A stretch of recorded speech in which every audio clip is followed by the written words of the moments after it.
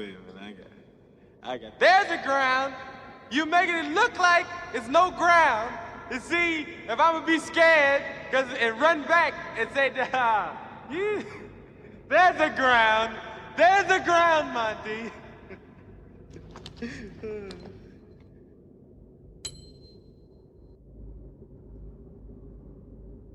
There's no ground here.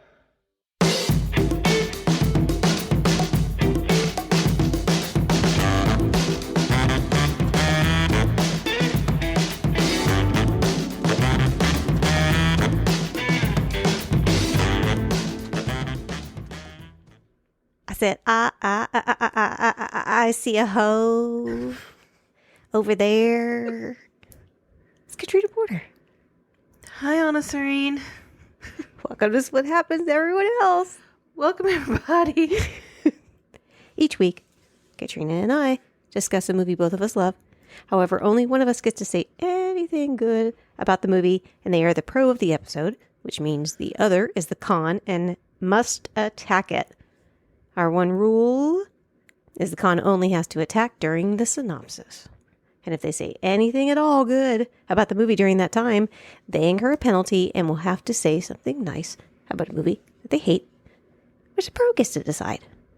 So this week, if Katrina catches a rule break from me, we're going to hear a sound, but it's not our typical sound. Mm-hmm. We didn't get to push for Demolition Man. We should have. But you're going to hear this sound. You are fined 1 credit. Here's the thing with that. When I very first had the high energy or whatever, it was definitely a fuck up. But then you didn't catch it right away. So I was like, oh, I better try and cover this up real quick. But then as I was discussing it, I thought, yeah. I convinced myself, no, it definitely was not a button push. Him being high energy in that was a distraction. It wasn't a distraction. That's what his character was supposed to be like. That he was supposed to be that kind of maniacal. It was hammy.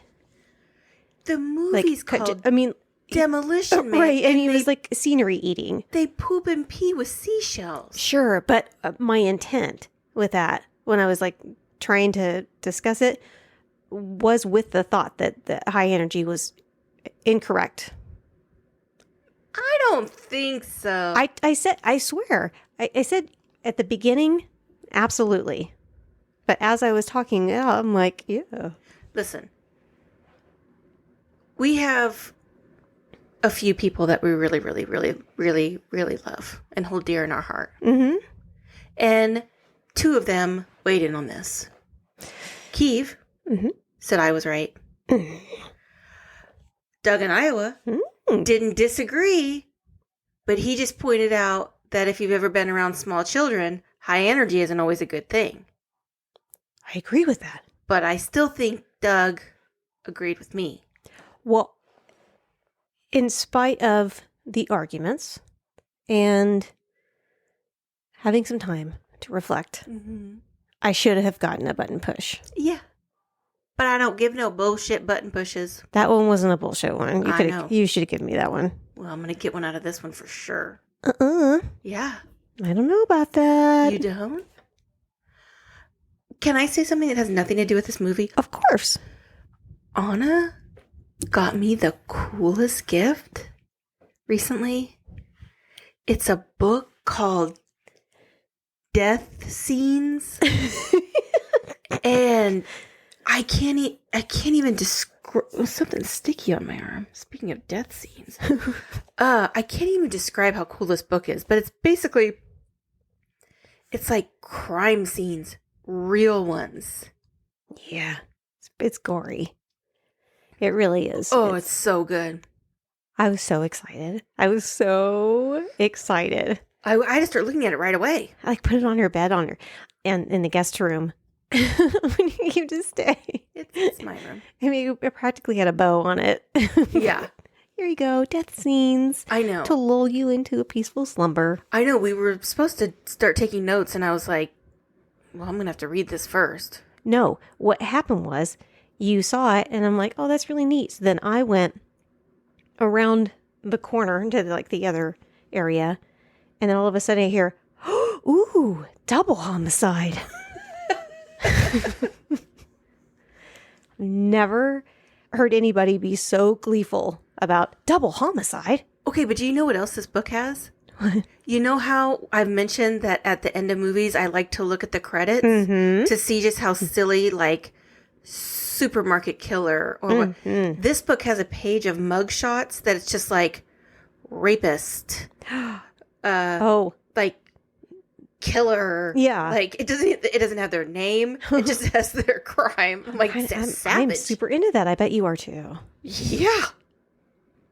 What else were we going to? We were going to talk about something else. I would also like to mention, and I know there's this thing called this saying, doth protest too much. I just want to say again, for the record, I ain't a hoe. No. Do you want me to stop calling you a hoe? No. Oh, okay.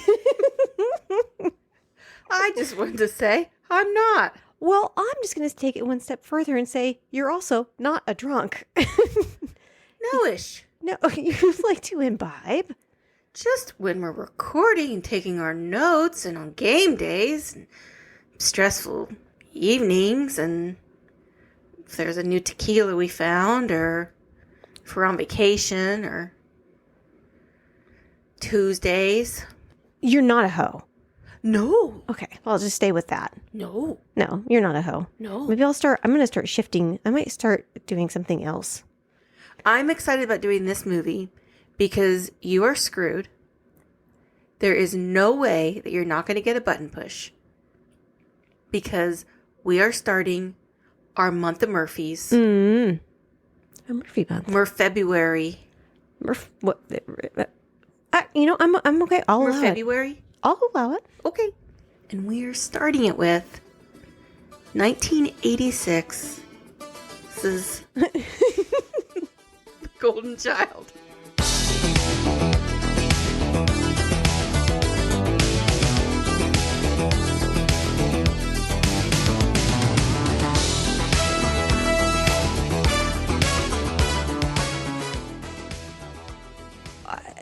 You're going to get a golden button push. Possibly. I really, really, really love this movie. I think we might have seen this more than any of his movies. Possibly. You think we've seen this more than a stand-up? Oh, more than Delirious? We saw Delirious so much. Oh, man. Yes, I think we have. Because this would show up on in syndication. And Delirious is problematic as fuck. Oh, it's terrible. Just all of the F. Immediate. Right. All of the gay slurs in it. Which is immediate. Yeah, it is right literally away. the first bit Yeah. he has. Yeah. Oh, Eddie. But everything other than that was really funny. Yeah. I haven't heard it in ages. That's got Brontosaurus burgers in it. No, it's great. That's got the ice cream man's coming. Ice cream man is coming. G.I. Joe is swimming in the water. And then a big round shark came. And G.I. Joe is a bubbles.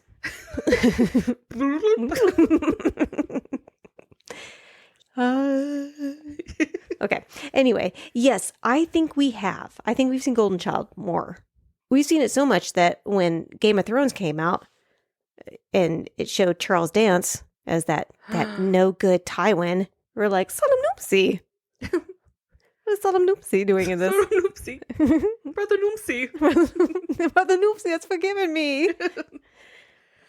Everyone, my brother has forgiven me. Anyway, I have a good deal of trivia pre-synopsis and very little-ish none during the synopsis. I will go so far as to say I think at this point, probably the majority of our trivia is just going to be pre-synopsis because it is really difficult to pepper that in and try to remain sober. Did you add tequila to my margarita? What? Did you add more tequila? Oh, no. No. I just took a drink of my margarita. Oh, then yes. Oh. Oh. That's really good. Yeah. It's a Corlejo. Woo. Toot toot. Oh, shit. This was directed by Michael Ritchie. Some other films he did were The Candidate, which had, I think, Robert Redford in it. Oh, shit. Yeah. Really? The Bad News Bears. Oh, I love the Bad News Bears. Fletch. Oh, the first one. Mm-hmm. And Wildcats. Oh, with Goldie what's her name? Hawn. Yeah. And Wesley Snipes. Is he one? Yes. He was one of the football players. I did not remember that. Speaking of directors. He is. George Miller. Yes. That was Murphy's first choice to be the director. Interesting. Right. But Miller turned him down after Murphy kept him waiting at a meeting for 4 hours. Eddie. Edward Elizabeth. Edward, you can't do that. At least George Miller thought you couldn't. You need to respect people's time. And George Miller, Jesus. I mean, I can't even imagine what he would have done with this movie. Like, more explosions. I don't know. I mean, I don't know. I think he probably would not have done the CGI stuff at the end. I think he would have figured out something in a different way. Yeah. Because I don't think he was really super into that. Is Fury Road your favorite George Miller movie? Yes. Yeah. So Fury Road is one of my favorite movies, period. I know, we're going to do it, and it's yours. I'm so annoyed. We went back and forth. It's funny. That one has been like a trading piece with us for several times. Yeah, because we both are obsessed with it. Yes, it is. I mean, I'm like, there's Charlize Theron looking gorgeous without a hand or hair. I'm fucking annoyed that I have to drive to work every day and I don't have the guitar guy in a truck, like following behind me. Oh no, that man's intense. Yeah, so is my drive. John Carpenter almost directed this, but instead he went on to direct Big Trouble in Little China, which also came out in 1986. Ooh, interesting. I'm going to bring that up a little bit at the end of this. Really? Mm-hmm. 3 actors from this movie also starred in that film as well. Victor Wong, James Hong, and Peter Kwong. You don't say. Mm-hmm. I do say. I did. This was written by Dennis Feldman, who also wrote Just One of the Guys. Oh! Yeah. And the Species franchise. You gotta scratch balls. He also co-produced a movie we love, Dead Again. Oh, I do love that one. With Kenneth Branagh and Emma Thompson. Oh, yes. Do love that one. What were you thinking? The other one that we love, Hello Again. Oh, those are very different movies. They are very different movies. Hello Again had Diane from Cheers. Mm-hmm. Shelley Long. And she died. Swissy Kurtz? Swissy Kurtz. She died and came back to life. Because Swissy brought her back. Right. Her sister. Right. I liked that movie. Dead Again was fucking dope. Dead Again is a great suspense movie. It is. Great suspense movie. I think it probably belongs in a category like with Shattered. Ooh. But I think, and probably a few other movies that are in that realm and time. But this Dead Again, in my opinion, is easily the best story-wise. So good. Acting-wise. Yeah. That was before Kenneth Branagh and Emma Thompson got divorced. I know. They did Much Ado About Nothing, probably pretty similar, or around the same time. Yeah. This had a budget of 12 to 24 million, and I know it's a big difference, but yes, it is. It's not a definitive amount, but that's what the estimate is. Okay. I say 12. 12? It looks like 12. Oh. I'm warming up. What? I'm warming up. I said I'm warming up. I heard you. It had a box office earnings of $149 million. Hey. Which is good, but for an Eddie Murphy movie, was not like Beverly Hills Cop or... Because he'd already done that? Yeah. Okay. I'm pretty sure. When did you say this came out? I'm positive. This came out in 1986. Oh. I am positive he had already... Because in an interview with Fangoria... Do you remember Fangoria? Yes. Our brother brother Sean had a subscription. Yeah. Charles Dance, who I'm sure we're going to talk about a whole bunch, He explained how the movie was drastically changed by Paramount after the first test screening.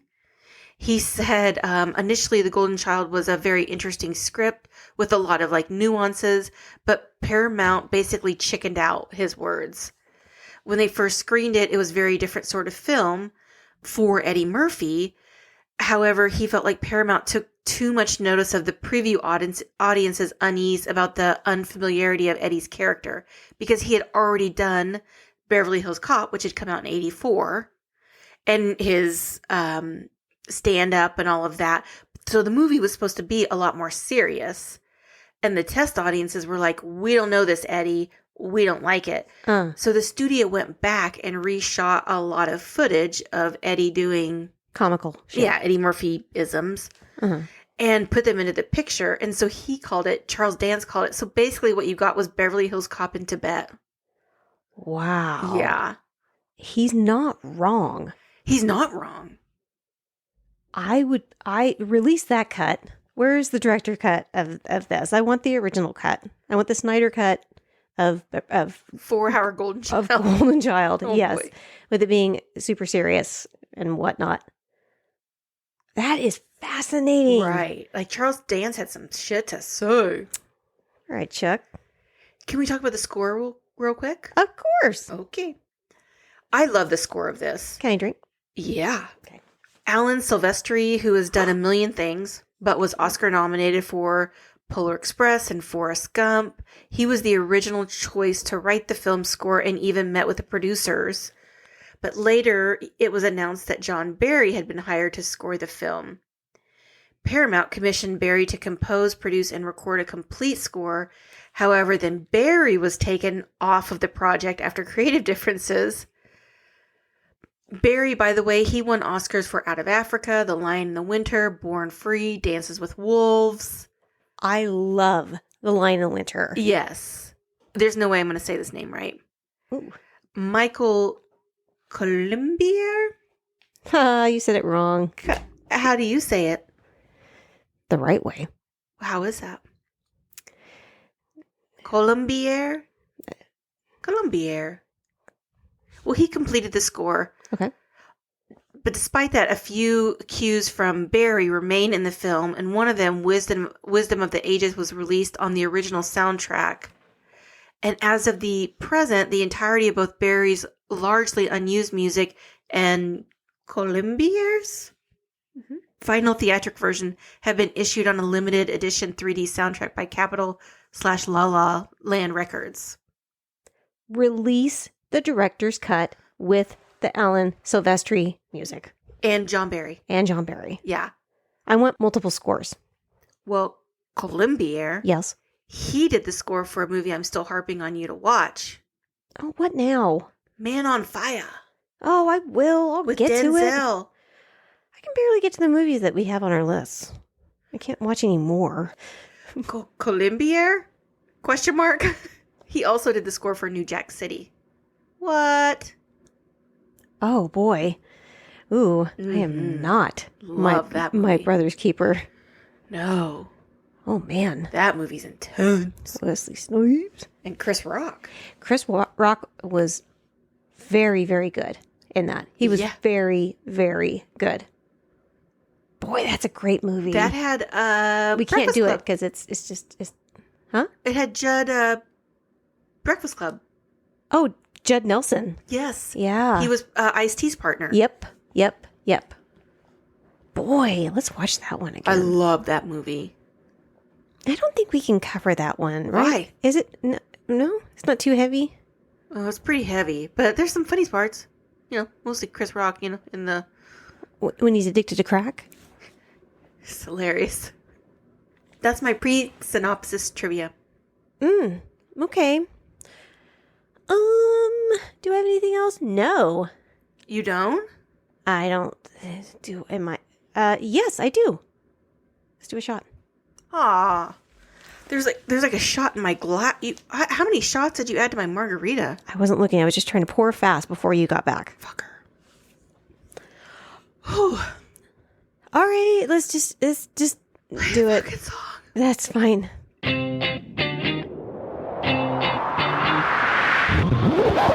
let the games begin. Our movie begins with a group of guys chanting together, and I personally love when men can be hanging out in an open-shoulder garment staring at a little kid. It's not weird. We do begin in Tibet, and there is a child sitting there. Yeah. It just happens to be the cutest damn kid I've ever seen in my life. That's a button push! That's a con. What do you mean it's a con? I don't know. You are fined 1 credit. I actually have in my notes. I have this in my notes because he is fucking adorable. And I just wanted to get it out of the way. Oh my goodness. I'm so unprepared. I know. Um, I know how to flip a script. Gosh. He is so cute. Really, really, really cute. Well, we will get to that. We will get to that cute child in just a second. I want to say it while I have the chance. But first, we've got some business to attend to. So if I say he's cute later in it, that's not another button push. This is like double jeopardy, right? I'll let that slide. Okay, thank God. Yeah. That was my hope because I was just to get it out of the way. Okay, that's fair. You know what? I give you points for strategery. Thank you. In honor of the beloved Andy Morton, I want you to say something good about To Live and Die in L.A. Oh, boy. How dare you? It is a beautifully shot movie.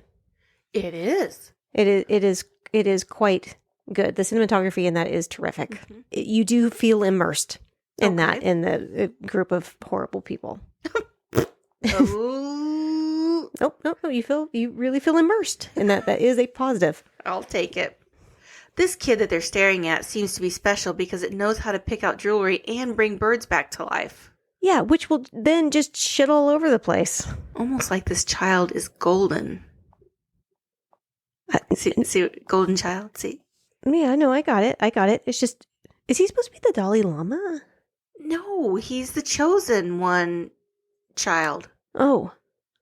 Speaking of child, although the golden child is referred to as a boy throughout the film, J.L. Reed is actually a girl. What? Yes. The actor? Yeah. That's a girl. Yes. I actually recently Eddie Murphy there was a picture on Instagram of Eddie Murphy from The Golden Child, and then a pretty recent picture of Eddie Murphy and J.L. Reed. And so I'll put it on Instagram. I remember my friend Paul White used to try and convince us, and this was before like the internet was just like barely starting to get up and running. He was trying to convince all of us, our group of friends, that kid was the bad guy in Rush Hour. He was very convinced. Oh, really? He was so convinced. I think he was like, I'm positive. I know people that were on the production. I don't know. Okay, Paul. I could be making that up. Well, shit. Some serious-looking guys show up, and you can tell right away they're up to no good. Yeah, because they leave the door open. Oh, I didn't like that. I mean, it's drafty as fuck to begin with. It's snowing. I know. Well, that's how you know they're the bad guys. That's a pro. Your door was open for 0.2 seconds earlier today, and I was Honestly, I feel in the the draft. other room. And I'm like, is there a door open? That was pretty funny. Yeah, this one's wide open. One of the fellows who seems like he's the HDIC is the aforementioned Charles Dance, who most people would know as Tywin Lannister from Game of Thrones. They steal that little cutie patootie, and Charles Dance says, "Don't touch him!" to one of the goons, but too late. When the kid touches someone, he can make them do what he wants. Jealous. You want to be able to touch people and do it? Are you kidding me? Really? Yeah. That's what you want? Yeah. You have to touch people. Ugh. There it is. God damn it. Next, we see Eddie Murphy walking down the street, and he's putting up flyers about a missing woman, and he plays Chandler Gerald, the finder of lost women. Sure, but when he gets that newspaper stand, he like totally kink shames somebody for reading chunky asses. He does. He does walk up to someone and see someone reading a magazine, Chunky Asses, and reads over his shoulder. And kink shames them like crazy. Well, then he goes, "Butt pie, LOL." He did not say that. Yes, he does. Not LOL. Well, that was an add-in on your part. I LOL'd when I heard and then him he say actually said aloud, very loudly, "Chunky asses." Yeah, he's just letting everyone know. That's rude. He's letting it. He's like, hey, are you gonna buy that? Like, this magazine guy is just trying to make some money. You don't read for free. You know what? He's a man of the people. Didn't you used to work in a library? Yes. But this isn't a library. This is a magazine stand where the person makes a commission on how many magazines he sells. Everybody looks at the magazines and stuff when they're at a magazine stand. This before isn't they Barnes buy. and Noble. You have to buy there, too. A lot of people, they have chairs, though. They invite you to sit there and read. You were about to say, a lot of people just read this up just like what's happening in the magazine stand. This kiosk is just a smaller representation of Barnes and Noble. No chairs. That says grab and buy. Chairs. Huh? There absolutely were chairs. There was metal chairs. I don't know why I'm pointing. It was. Why are you pointing? Because it was on the screen. It was on the left. Yeah, probably not. Think so. I don't think so either. Yeah, there wasn't. I don't remember. That was forever ago. Then Gerald goes on a local TV show to let everyone know about the missing woman, and this scene with the host completely losing control of the interview is hilarious. I want to punch him in the throat. What? Yeah, oh, you do too. I do not. That TV host? Oh, the TV host, absolutely. Yes. A beautiful woman is watching the interview while reading some ancient papers, and she meets Gerald the next day while he is playing a friendly game of basketball with some children. He is the greatest. Gerald? Yeah. He is available 24 hours a day. Yeah. Is that a healthy living? He's committed. You should be a little bit less committed because that is not a healthy lifestyle. In this scene, he's taking some time out for self-care and playing a friendly basketball game. Why did I write down the new city? Did they say? And they called it the City of Angels? Oh, that's when Gerald meets the beautiful woman that I mentioned. Mm-hmm. Her name is Key, which is the name of a totally adult woman. She is played by Charlotte Lewis. Has she been anything else? Well, I don't know. Uh-oh. But at the time of the filming of this, yes, she was the totally legal age of 18. But what's crazy is if you, because I knew that going into taking my notes, if they aged her up, she does not look 18. Wait, she's 18? Yes. Oh, I am definitely going to bookmark that. Well, he was only like 26.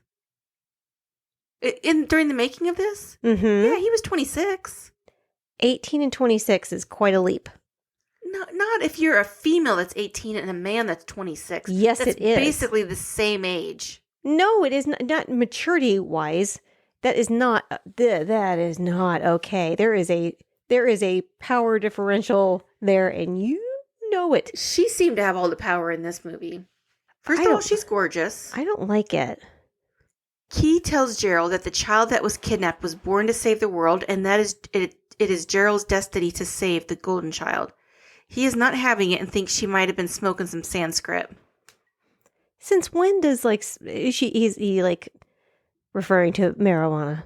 Yeah. To cannabis? Yeah. To the ganja? Yeah. To the sticky icky? Yeah. To Maui Wowie? Yeah.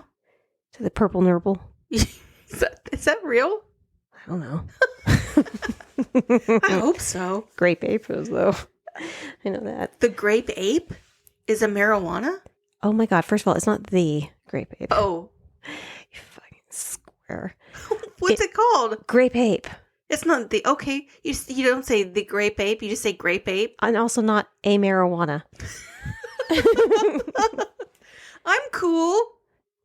You're a cool. I'm a cool.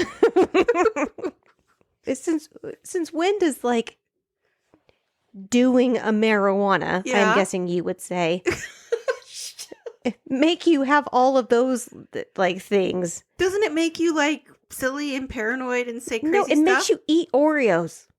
That's what it makes you do. Maybe she got some of this sticky icky. Girl, don't even play. You listen to too much 90s hip hop to even try and... I do love 90s hip hop. Hold up.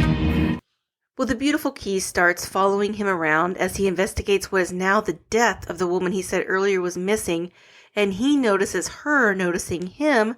So yeah, this is a love story. Really? Yeah. Is he the police? He's a private investigator. Then why is he touching the cadaver? Because he's friends with the police. Why is he touching the cadaver? He is like, you dead? Why is he touching the cadaver? Katrina. Miss Porter Fernasty. Private Investigator Porter. Is that what you would call standard operating procedure? No, you can't disrupt the crime scene. He does. He disrupts the shit I out of it. know. No gloves. I don't want to talk about that part. I do. I don't. And I win. Okay. Oh, you can't disrupt the crowd. Okay, anyway. I mean, he steps all over it. For one, Okay, first of all, I it know. wasn't even like, did you know? I've been noticed. It wasn't even like stringed off. Listen, this movie is not called The Golden How-To About Preserving Crime Scene Investigations. That's not what this movie is called. That would have shown up so earlier in our movies because you would have been like, "This is my favorite fucking movie." Yeah, I'm watching this all the time. Oh, speaking of favorite movies, sort of. The Goddess Jodie Foster. If you are not watching the latest season of True Detective, I'm waiting till it all comes out. I know. I can't take it. I can't take the wait a week to see stuff. I haven't really objectified anybody in a while. I don't think. No, you have not. I don't know what's... Okay, well, that time is over. There's a woman in that movie. I can't think of what her name is. I haven't seen her in anything, I don't think. She's a Native American actress. Is she gorge? Gorge. I bet I can make you objectify another person just by staying in the True Detective universe. What about when Mahershala Ali was in that Always in my heart. awful season? Awful season? Yeah, it wasn't good. You didn't like the Mahershala... I loved that season. Is that the one with Colin Farrell? No. Oh. No, Mahershala Ali was with... Oh, no, you're From right, you're right. Blade. With Stephen with Dorff. Stephen Dorff, yeah. That was a That was a great season. fantastic season. Didn't you say you were into Stephen Dorff when we were doing Blade? Yeah, I think it was just him in that movie. But his chemistry with Mahershala, I think anybody that's in a movie with Mahershala Ali is going to have chemistry because of him. When's he doing Blade? I thought he was going to be Blade. It's filming right now. For real? Yes. But there was some fuckery where they weren't making Blade a big enough character. And Mahershala Ali is like, get the fuck out of here. It's called Blade. I know. It's the titular character. I know. So so it's filming right now, I believe. Ooh, I think they're going to do something with Spawn. There's a bunch of like superhero stuff that isn't another DC, another Marvel stuff coming out that I'm really excited about. Please, someone tell me what else the woman from True Detective, the current season, has been in, because she is gorgeous. She's got some thighs. Oh, I have a weird thing for that. I mean, she is stacked. You know what was like a weird thing for me? Again, like I'm Straight. you know, as far as I know, I'm a heterosexual woman. Yeah. Heterosexual woman. Yeah, we both are. Right. I mean, yeah. I don't like people saying like, I would never date blah, blah, blah, blah, blah. It's like, oh, really? Have you met every single blah, blah, blah, blah, blah in the whole world? Then you can't say that you aren't attracted. True Detectives. Well, I'm just saying, I don't like that. I don't like that type of broad stuff. But Sarah Snook in Succession, her booty is. Oh, I know. Slamming. My God. Yeah. There was literally not a scene that she was in that it showed her ass, that I wasn't just looking at her ass the entire time because I'm fascinated with it. Okay, if you like that ass, just wait till you watch. It's like a perfect shelf. No, and wait it doesn't till you look watch fake. this season of True Detective. I'm telling you, this lady is fire. So after he gets done disrupting the crime scene, Stop it. what happens in this movie? Key tells Gerald that while he thinks he's just looking for the killer of the dead woman, he's actually already on the case of the golden child because the people who killed her have the kid.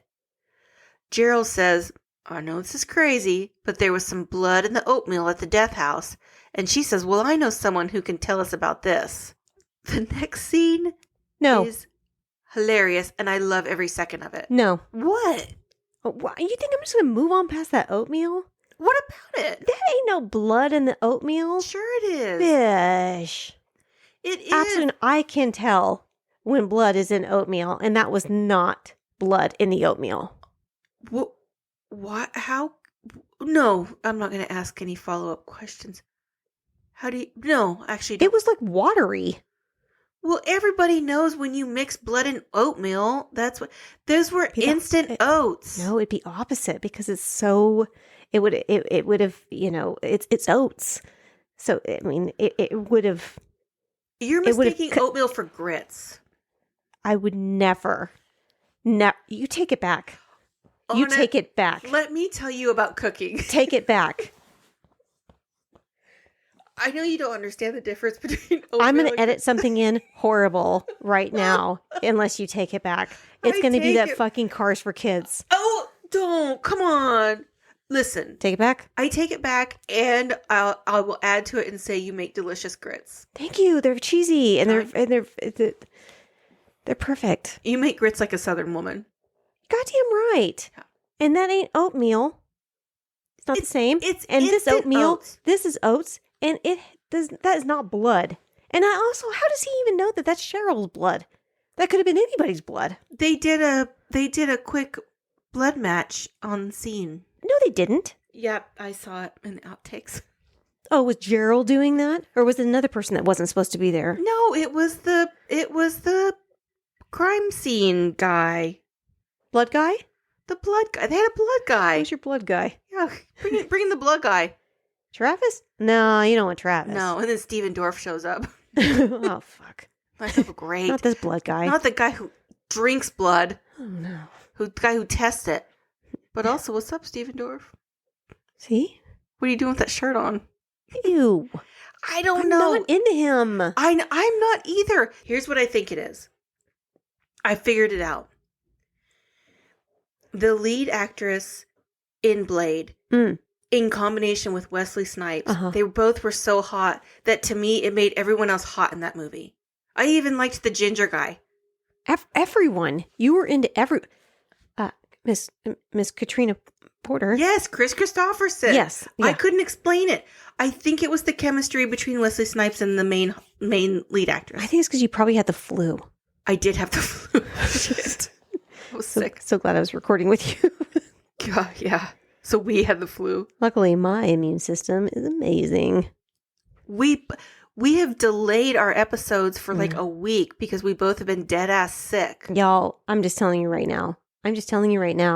My immune system, for whatever, I'm just going to say genetics, is absolute garbage. So if we ever have, I've said it before, if we ever have a world-killing plague, I'm out in the first round.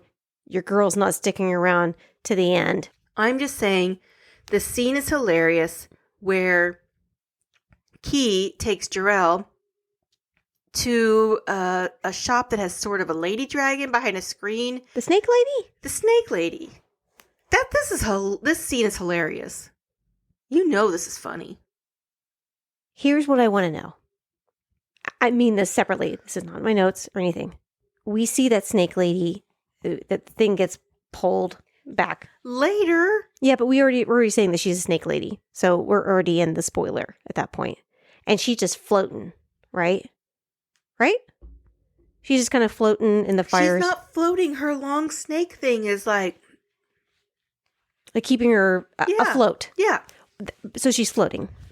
Is she working her core when she's doing that? Or is that all tail?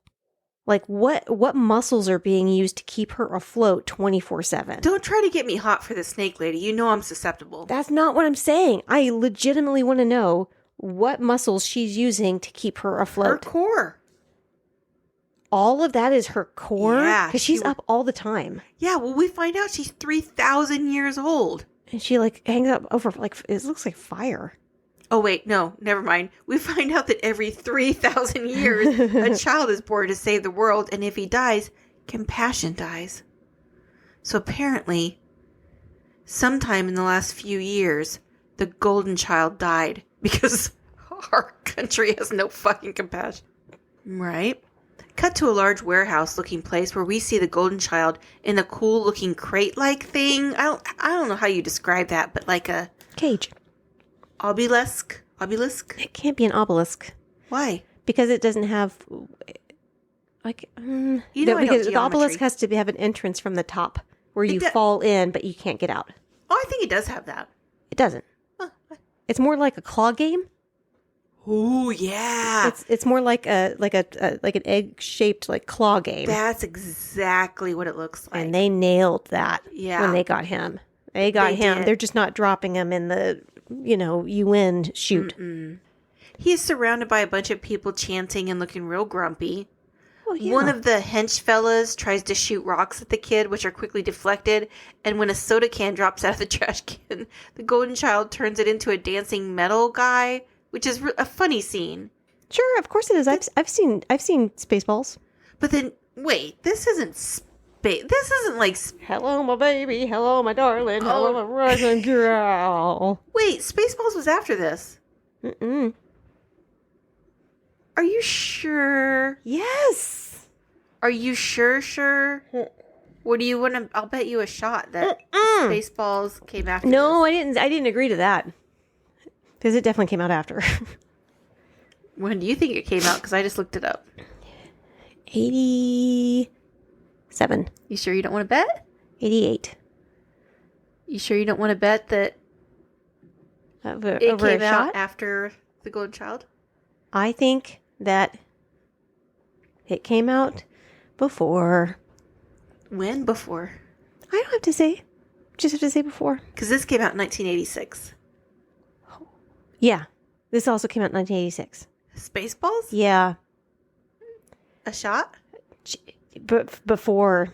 Yeah, it came out before this. Okay, it came out in 1987.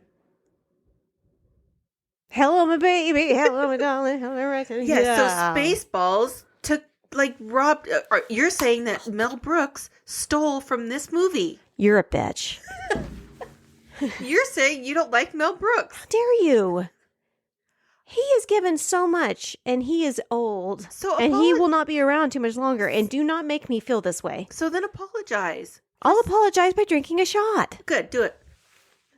Well, if I drink, you drink. Wait, what? Yeah, wait, a follow-up question. Yeah. Why am I doing a shot? I didn't get this wrong. I didn't shit on Mel Brooks. I want to ask you a question. What? Again, I didn't shit on Mel Brooks. Don't do that. I kind of did. Don't do that. That's Don't. what I heard. Not like this. Don't do this. Oh, I'm saying, answer me this. Riddle me this. Are we not connected? How dare you? We share a brain. We share a shot. All right. All right. Olay. Touche. Our Olay, speaking of our Olay touche. Yeah. It's about the pirate movie? Pirate King. Pirate movie? Pirate movie. Download it today. We had more of the pirate movie? Yes. Why? I don't know. Okay. Well, I'm into it. The little dancing metal guy that you said Mel Brooks ripped off. Stop it. It was really funny until Charles Dance kills it with his grumpy foot. That's not cool. It's not. Once everyone falls asleep, the kid astral projects outside of Gerald's apartment, and he sends a bird to help Gerald out. Did Gerald just put his feet with his shoes on his couch? Yeah, it's his couch. He can do what he wants. Gross. He's giving... This is... Oh, you know what it reminds me of?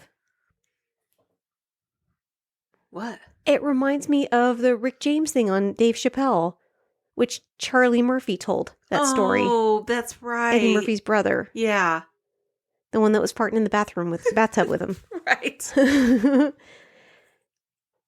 Jarrell gets an anonymous call from someone. Just real quick. I do have one more thing to say about the Pepsi can thing. What about it? It's so funny. First of all, it's Pepsi. Ew, yeah, I know. Okay. Well, let me ask you this. They couldn't afford Coke as a sponsor. Because you're saying he didn't rip off Mel Brooks. No, because this came out first. Do you know what song it is that the Pepsi can does? I'll give you a hint. Young Frankenstein. Oh, yeah. Putting on the Ritz. Okay, so here's my question. Yeah. How would this kid, this child, Yeah. this young child from Tibet, Yeah. with no understanding of the Western world, know how to make a Pepsi can dance to Putting on the Ritz. What makes you think that he doesn't have any understanding of the Western world? Where was that said? Because he is in a commune. Is that what that's called? Like He has a TV. Monkland? They do not have a TV. They don't have electricity. This kid can do whatever he wants. He is the golden child. If he wants a TV, he gets a TV. He doesn't have a TV. There's none of that there. But you know what else he does? What? He can astral project wherever he wants to go. And if he wants to go to the drive-in, he goes to the drive-in. You think that's what that child is doing? Yes, of course. He just wants to have some fun. Okay, so this 6-year-old? It's not all chanting. Is it 6? 6? Sort of, yeah. So the 6-year-old that wants to, according to you, Yeah. get a glimpse of the Western world and check out TV and stuff like that? He astral projects to a drive-in. Uh-huh. You know where they have all the commercials that are like Let's go out to the drive-in, Yeah. the lobby. Yeah, he's just having a good time. Sure. He's So how floating did he around. learn? How did he learn Putting on the Ritz? Because that is a very old song. Like you and me, he's a fan of Mel Brooks, and he watched Young Frankenstein. This was a very reciprocal thing. Oh, what? The golden reciprocal? Yeah, that's what I said. The golden child liked Young Frankenstein, and so then later on he was like, hey, why don't you go ahead and steal this bit for Spaceballs?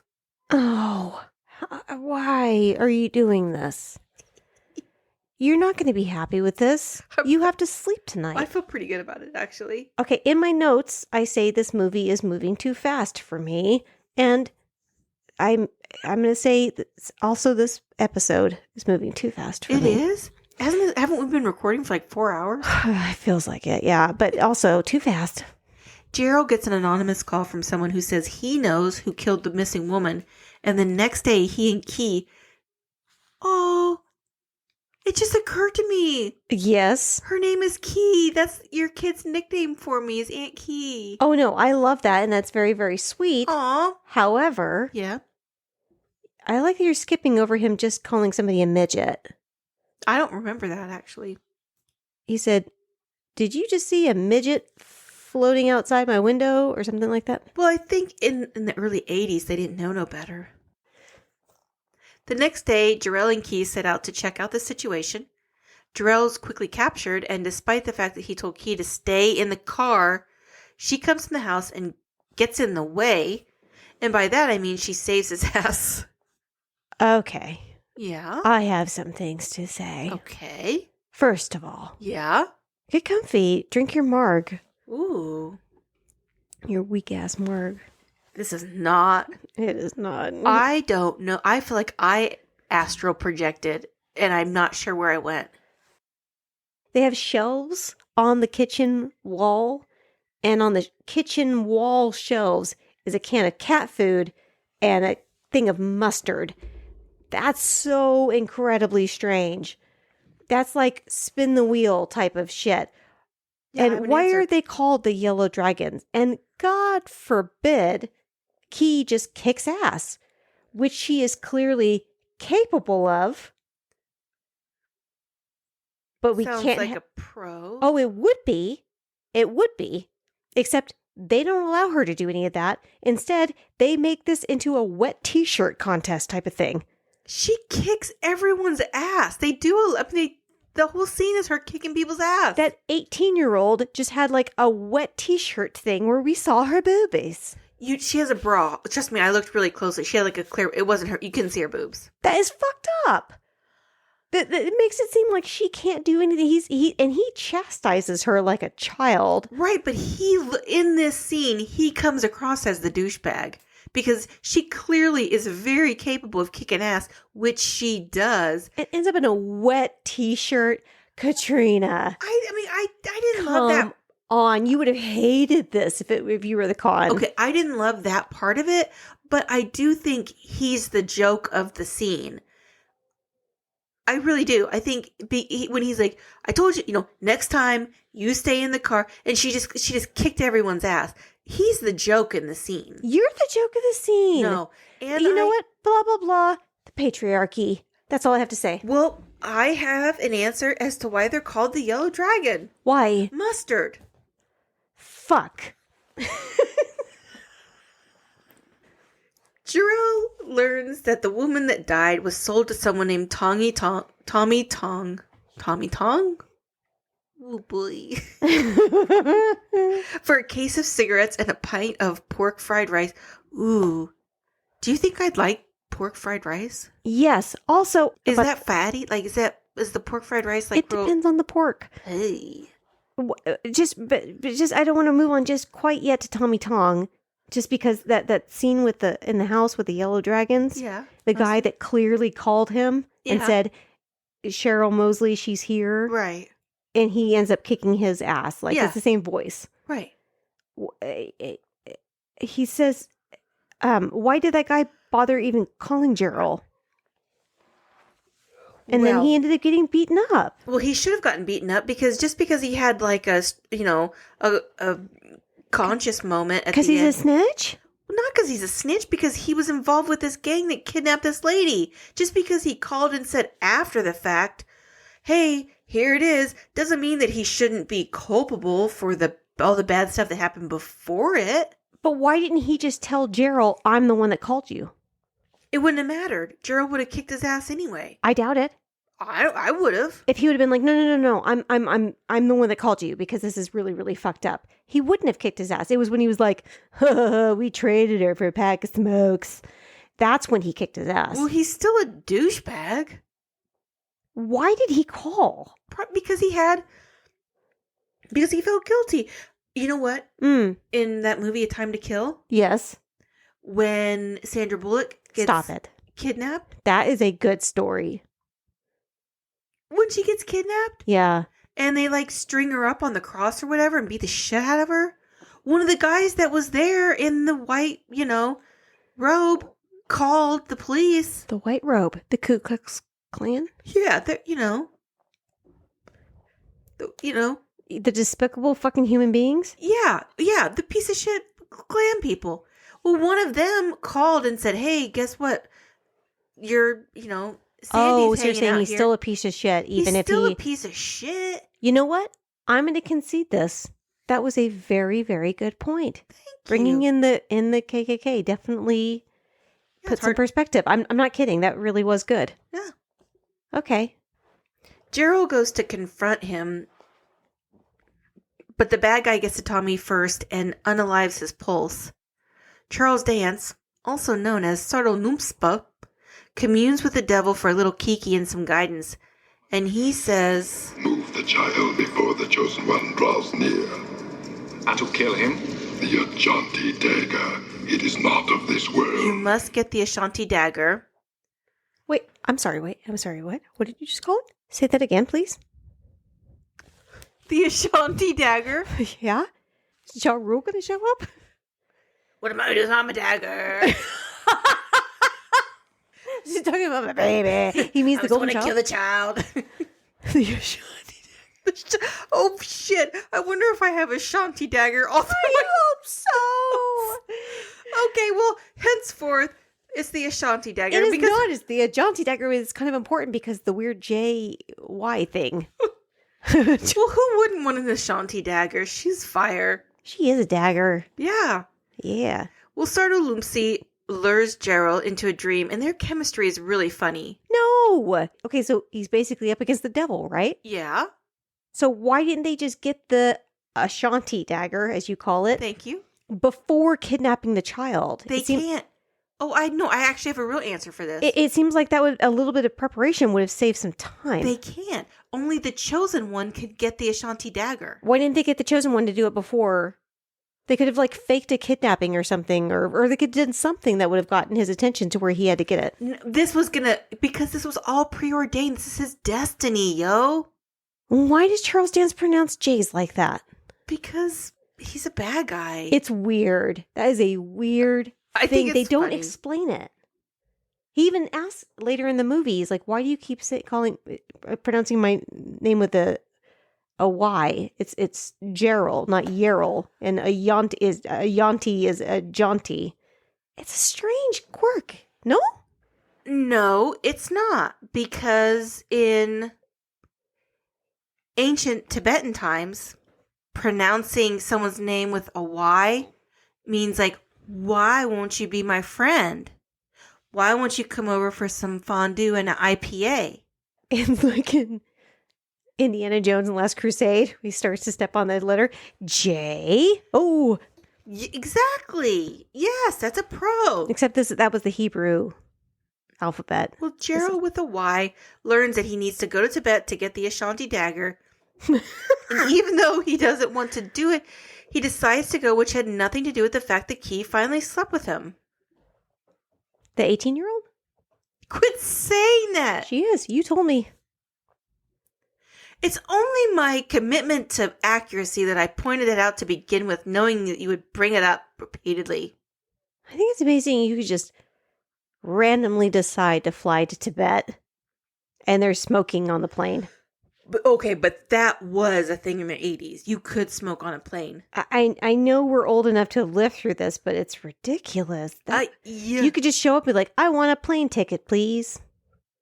Yes, they did. This was pre 9/11. You could do crazy shit at an airport. I remember pre 9/11, but this is crazy. Yeah. You could just buy a ticket. You could just show up and be like, I guess I'm going to take a trip. No worries whatsoever if there's going to be a plane that will actually take you to where you want to go. May I ask you a question? I legitimately don't know how planes, airports worked before I needed to book them. And I want answers. When you and Adrian went to Europe. Don't do this. No, yeah, okay. Going to Europe, not coming back. Gotcha. Did you have, I don't know, hotels booked? Or did you just show up and just hope something would work out? Let me ask you this. What? If I would have gone on that trip with anybody else besides who is now my husband, Yeah. would we have booked a hotel? Yeah. Okay. So I think I just answered your question. This is a last minute thing. She's like, we gotta go get the Ashanti dagger. Time's a factor. Whoa. Got to do. I'm so fucking hot. I really am. I'm sweating my nuts off. Is this actually filmed in Tibet? They land in Tibet, which was totally where it was filmed. Really? It looks cold as fuck. It does look cold as fuck. That's a con. Concede. Thank you. Concede. I wish it was cold in here. I'm hot. Key goes off to arrange some transport into the mountains, and Gerald follows the golden child bird around until he stumbles upon a street vendor selling necklaces. Oh my god, I absolutely love this. The street vendor stiffs Gerald out of his money and gives him the wrong necklace, and then he says, You're breaking my heart, asswipe. In English. yeah. This guy, listen, this isn't America. Everywhere else in the world speaks multiple languages. In Tibet, they speak English? Probably. I would not be surprised. Can we get some of our Tibetan listeners? Which we definitely have. Yes. Most people in other countries speak multiple languages, including English. You know how I know that we don't have Tibetan listeners? Why? Because we're in English.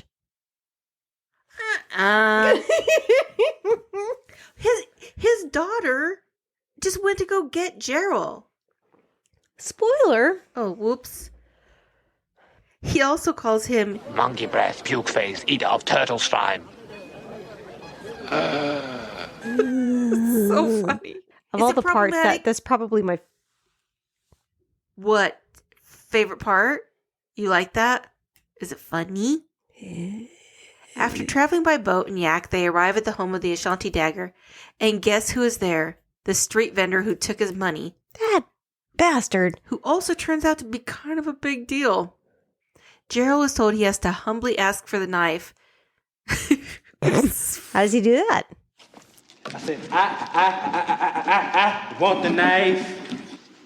Let him ask again. I want the knife. Please. He's also tasked to retrieve the knife, which is a real pickle to get to. It involves stepping on a bunch of very small boulders with a glass of water, which he cannot spill. Yeah. Okay. And then he has to go over a rickety-ass bridge. This is all really high up with absolutely no ground. Yes. Okay. If you're okay with this. Well, if I was the chosen one, Yeah. I would be okay with it. No, you wouldn't. I would. No, you would not. For sure. I can't carry a glass of water from here to there without spilling a drop. Actually, that's not true. I carried the tequila. It had a lid. I carried my calamocho upstairs without spilling a drop, and it was, I'm going to tell you right now, very full. Wait, you carried your calamocho, you carried the shot glasses, you carried your laptop, you carried your phone, all at the same time.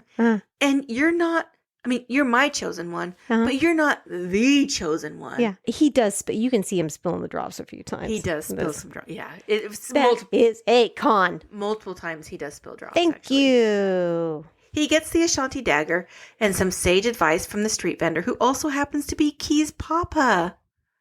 Aw. Okay, you can totally see the strings holding the dagger. I didn't. Yes, you can. I can see your face. Just saying. I didn't. Just saying. And he loves Key and wants to marry Key that he met like 5 seconds ago. Yes, I told you at the beginning, this is a love story. He just met her. Yeah, love at first sight. Some people believe in that shit. We don't. But I'm sure a lot of our listeners do. On the return flight from Tibet, Gerald starts to sing with the music on. The third line, the gibberish he sings, is Eddie Murphy is a cool man.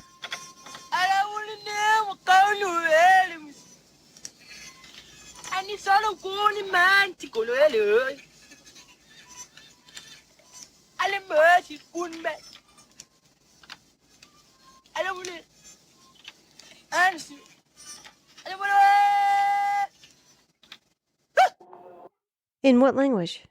You can hear him say it. If you listen to it, you can hear the words Eddie Murphy is a cool man, but it's just like...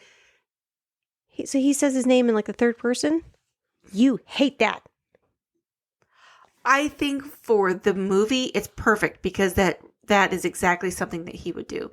They run into Sardo Noomspa at the airport, and this is when Gerald starts calling him my brother Noomsy. It's so funny. He has forgiven me. He's forgiven me. My brother's forgiven me. Key, Dr. Hung, Brother Noomsi has forgiven me. Again, but there's more of like the JY thing with...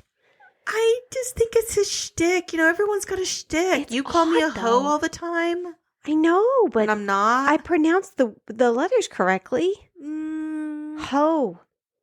I know, but those are two letters. Drunk. Unk. The house that Gerald stays in after his return from Nepal with the dagger is the same house that Steven Seagal uses in Hard to Kill. Ew, that's a con. Ow. Sardo and his gang shoot Key with an arrow, and they steal the dagger. And when Gerald goes to visit the snake lady with all the answers, she says Gerald needs to save the golden child to not only save the world, but also because he can save Key. Wait, stop. What? You were going so fast. Yeah-huh. What happened that I missed? Okay, just be clear. That's what she wears to bed. Yeah. It looks comfy. She's wearing makeup. How often do people in their early 20s actually wash their face? She's not in her early 20s. She's 18. Okay, how many people that are 18 actually wash their face? You, me, everybody I know. All people, like all 18-year-olds absolutely wash their face. Always wash Women, yes, girls always wash No. their face. They don't go to wearing makeup and jewelry and a button-up silk shirt. You do if you're expecting some shit to pop off. Then she'd be wearing pants. She's always got to be prepared. I know, but she needs to jump. She needs to flip. She can do that in yoga pants. They didn't really have shorts. Yeah, not really. A skirt. She was able to do all of that stuff earlier when she was in the house and she got the wet t-shirt. Nah. The lady who can do martial arts and jump up into trees is just resorted to a damsel in distress and uses her last breath to profess her love. Honestly, that is insulting. It is not insulting because up until this point, she kicks ass. She just happens to get shot. And the whole point is that the whole point of her getting shot is that not only does he need to get the golden child to save the world, he needs to get her to save Key. Because being the chosen one for the child isn't enough. There also has to be a damsel in distress. I truly think she never comes across as a damsel in distress. She is when she's dead. But even then, that's distressing as shit. She did that while she was fighting. She wasn't like fleeing, like, oh, help me, or whatever. She was kicking ass, and then she gets shot. She wasn't kicking ass for shit. She was showing off. She was doing 8,000 backflips. Okay, she could just run behind a tree, and she would have been safe. Remember in Game of Thrones when there was no zigzagging? She's zigzagging, and she just happens to get got. She's not zigzagging at all. She's going a straight line back. But she's flipping. Back. That's a movie. In a straight line. I truly don't think she ever comes across as a damsel in distress.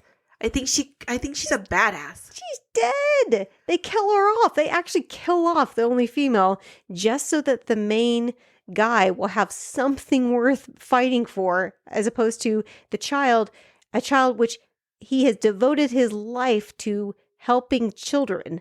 That should have been enough for him to be able to be motivated. Besides, I also need to try and save the person I think it just adds an element of intensity to it. I mean, obviously, he was still doing all of the things that he needed to do before she got killed. I've never felt smarter. I'm not kidding. I've we've seen this movie a whole lot, and it never occurred to me just how terrible that is. And I feel really smart in this. This is probably the smartest I've ever felt on this podcast. And I refuse to let you take that from me. I have to pee and I'm hot. Okay, well, I will tell you that Gerald goes to visit the snake lady with all the answers. And she says Gerald needs to save the golden child to not only save the world, but also because he can save Key. So she's not completely dead yet. Oh, this is like some Princess Bride shit? Yeah. She's mostly dead? We love that movie. To believe.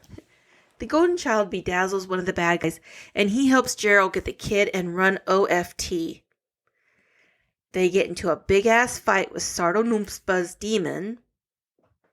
Wait, what? There's the guy that... the butterflies. Yeah, what about him? That's kind of important. What about... That's the guy he gets to help him. The golden child is sitting in his claw game cage. Yeah.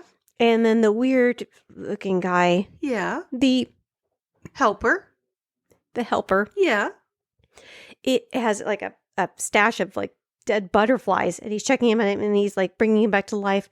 And then one of them goes a little too close, and then the golden child's able to touch him. Yeah. So now he has somebody to actually break him out of the cage. Yeah. And help them along. Yeah. Why does he have a stash of dead butterflies? He's a bad guy. He has a stash of dead butterflies? Yeah, he's a real bad guy. But he ends up being good. Only because the golden child touched him.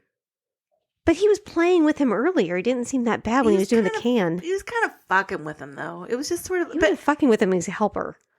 Well, no, but like before the whole can thing, that guy with the dead butterflies was shooting rocks at him.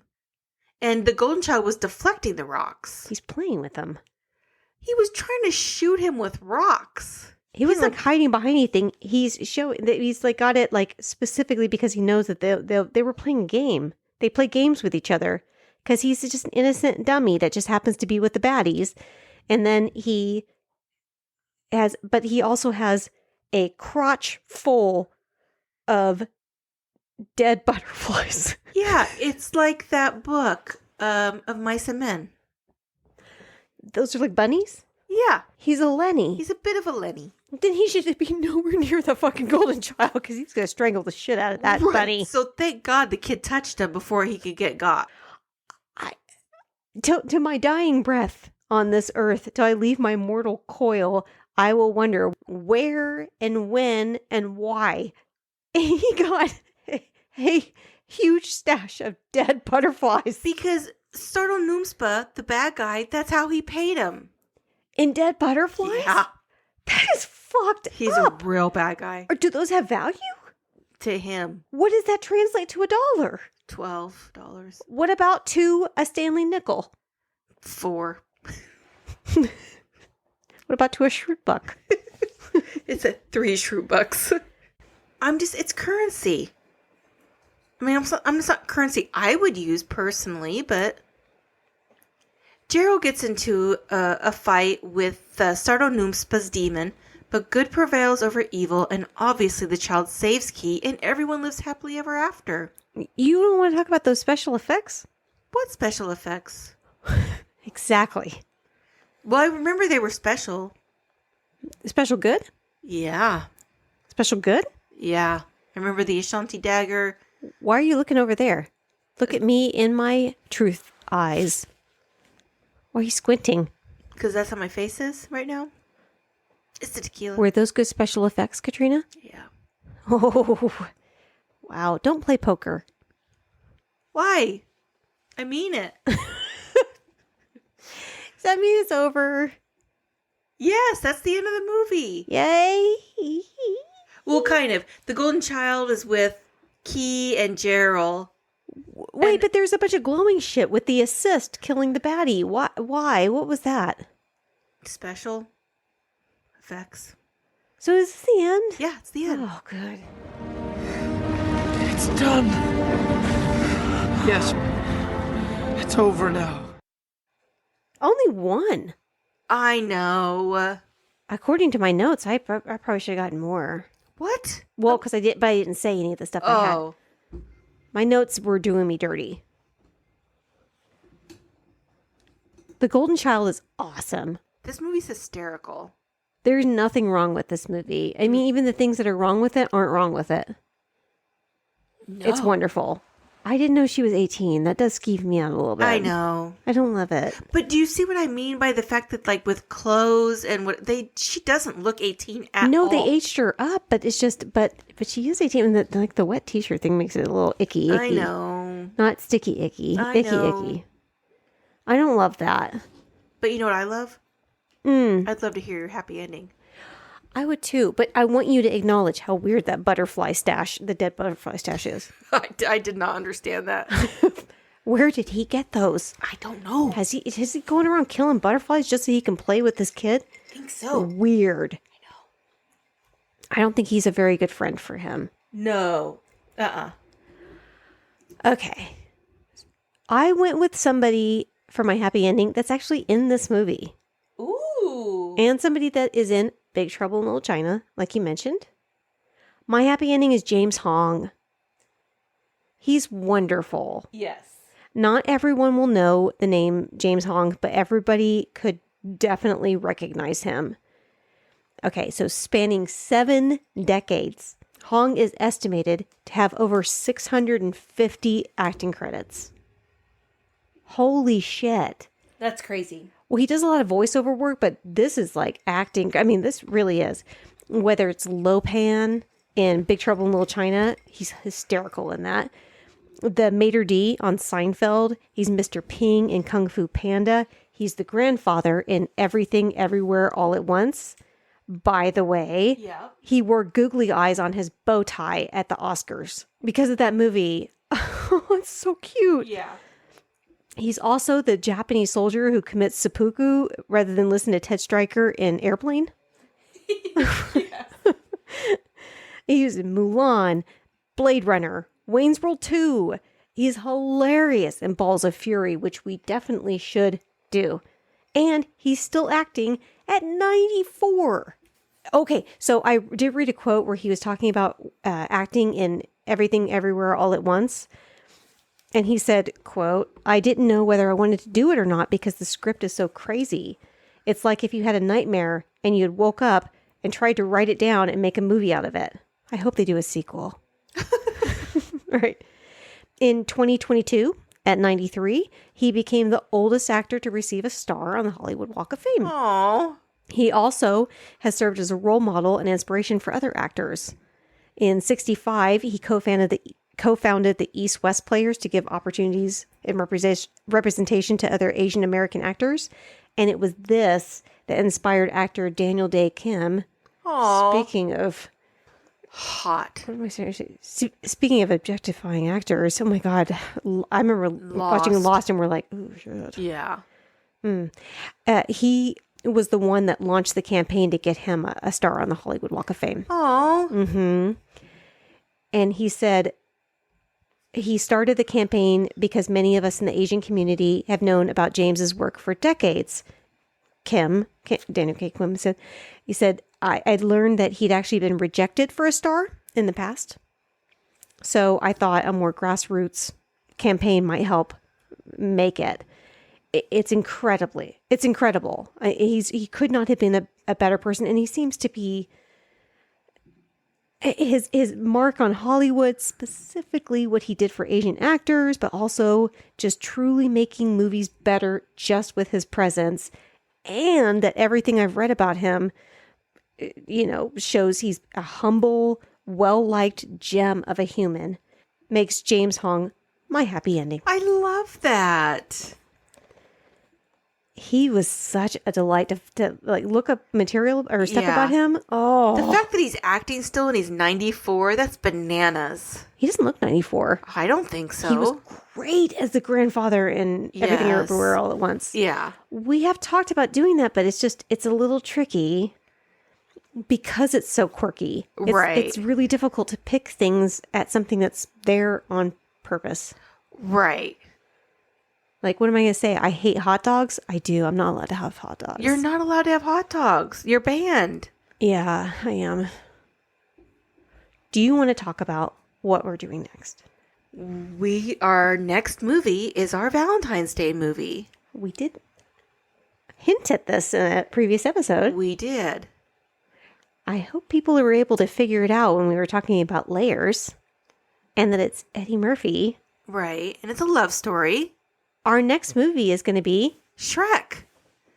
And part of the reason we wanted to do it for Valentine's Day, besides all the things that we said, we lovingly both call our husband Shrek. Ty more than Adrian. Not, because they're green, but because they're loud and they just sort of lumber around so like an ogre. I will tell you, not 2 nights ago, and to heaven. Adriana came to bed, and I was already asleep, of course, or going to sleep. So the lights were off. He came in and immediately had bumped into the bed. Of course, I'm like, whatever. And then turned on the bathroom light, which is right next to my face. And he's like, oh shit. And shut the door and then knocked a bunch of shit over in there. And then went over to the bed and it grabbed all of the blankets and took them over to his side of the bed. I was like, Jesus Christ. I was like, what is going on? And he was giggling like an idiot. He was laughing a lot. And I was like, what happened? He goes, I Shrek'd it, didn't I? I see. I Shrek'd it. I'm just a Shrek. I was like, yes. All of them. All of the things that you just did. Yeah. Yes. So that's why this is going to be our Valentine's Day episode. I can't wait.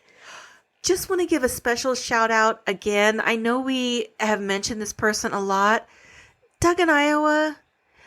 It really makes us feel so good when you reach out to us and you're like, watch the movie, whatever, the movie, if you haven't seen the movie that we're doing, you watch it and you give us feedback. We love that. So thank you, Doug. We love everybody that's reached out. It means a lot. We tend to it's not that we have favorites. That's not fair. But we've But we do. Talk about people that interact with us, a bit. And I love that. But we have our favorites. Love when people interact with us. So it's just really, really fantastic. Even when we're late getting up the episodes, we still love it. Love. And we definitely don't have favorites except for our favorites. Keeve, Doug, Mary. You know what's a favorite of mine? What? Tequila. Ooh, let's get to it. I'm going to go drink about it. All right. Until next time, bye, Katrina Porter. Bye, Serene. Bye, everyone. Bye-bye.